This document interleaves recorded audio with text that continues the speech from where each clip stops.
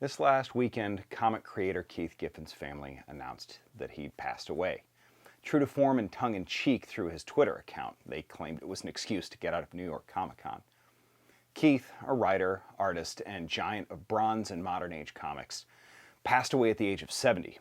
So this week I'm paying tribute to one of my favorite OGs and the creator of two of my favorite characters. This week, we're remembering Keith Giffen. I'm Dan Unthan, and this is the Doomcast.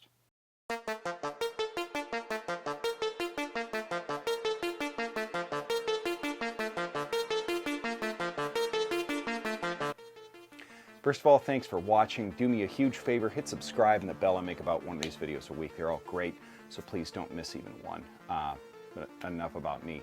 Keith Giffen was a beloved figure in the comics industry, and for good reason. He was often described as curmudgeonly behavior. His close friends often described as something of a put-on. From what I'm reading, to my delight, is that those who worked with him and knew him the best. He was a font of endless ideas, which is what he'd always been to me. On Facebook, Paul Levitz, his collaborator on Legion of Superheroes, said that he had an infinite number of ideas constantly pouring out. I can't find a whole lot of biographical information about Keith Giffen, other than he was born in Queens, New York, and his first story was Sword and the Star in Marvel Premiere in 1976. But it was a few issues later that he helped co-create Rocket Raccoon with Bill Mantlo. His work on Legion of Superheroes with Paul Levitz and others elevated that series back to being one of the top-selling DC comics of the 80s and beyond, right next to Marv Wolfman and George Perez' New Teen Titans.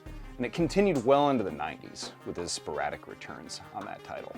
Meanwhile, in 1983, he helped co-create Lobo, who, as with other creations like Ambush Bug and the aforementioned Rocket Raccoon, started as something of a joke character and grew into something bigger. In Lobo's case, a bigger joke that everybody was kind of in on. Giffen was surprised that his parody of violent superheroes like Punisher and Wolverine became among the most popular of them, but he found him a useful recurring character in a lot of spin-off series of Legion, as well as Justice League International. Giffen, of course, also co-created Justice League International with J.M. DeMatteis and Kevin Maguire, a fan-favorite reimagining of the Justice League lineup, pulling them from being an independent organization of paragons and living gods to a somewhat rougher around-the-edges crew of powerhouses and second-stringers helmed by billionaire Maxwell Lord, who, as it turns out, was helping organize them with the very worst of intentions. As it would happen, Lobo became a recurring character in that as well, as I mentioned. Giffen was arguably one of the most popular and well-known comic artists of his day, and it caused a major upset when he was accused of plagiarizing the work of Jose Munoz, an Argentine graphic novelist of Alack Sinner fame. While the controversy haunted him, some of his fans disliked the stylistic turn that his artwork had taken, apparently protesting him on books, not because they thought he was plagiarizing, but just because they didn't like it.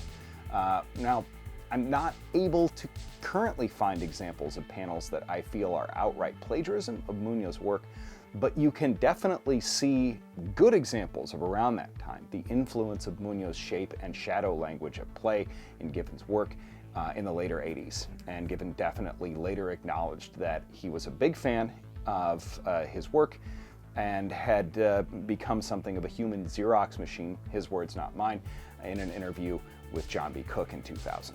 They say all great artists steal. I think there's some truth to that. It's maybe more accurate to say that everybody's influenced by everything around them, and we tend to mimic things that we really, really like. So, maybe a high compliment we pay to others. Regardless, Giffen was one of the most popular creators of his time, like I said, not just as an artist, but as a writer as well. He was a builder of worlds on top of worlds that others had already built, as we all are.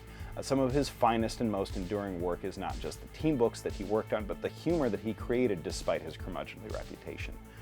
From Rocket to Lobo, Ambush Bug, his use of Guy Gardner, Gnort, Booster Gold, and Blue Beetle, Oberon, and Mr. Miracle, he managed to regularly intersperse biting satire, sardonic humor, with incredibly painful, heartfelt stories, wanton violence, and absolute madness.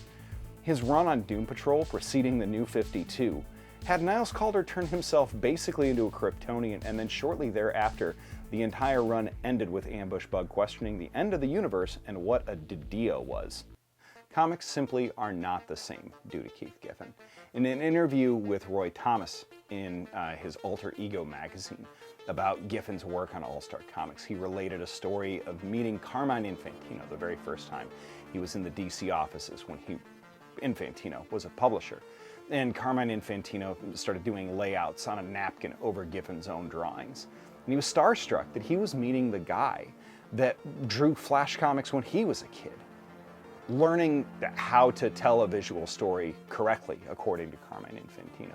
And Giffen made comics because he loved comics. And that's probably the best way anybody who makes comics could be remembered, or how anyone could live a life, doing something because they loved the doing of it. Because in the same interview, he later talked about how he'd blown so many deadlines in his early days at DC, screwed up so much that he felt like he could never work in comics again. And his own wife pushed him back into DC's office to Dick Giordano and said, "Don't you think that they deserve the opportunity to hang up on you?" And if he hadn't given them that opportunity, it's hard to imagine comics today without JLI, or Legion, or Lobo, or Rocket. In true sardonic fashion, he signed his very last tweet with Booster Gold and Blue Beetle's signature, wah ha ha ha ha. And there's a lesson in there, in between those two stories, in how seriously you really should take yourself. And I'll let you figure out what that is, because I think that Keith did. And as a result, comics are better for it. Thanks everybody for watching, and thanks Keith for everything. We'll see you again later next week.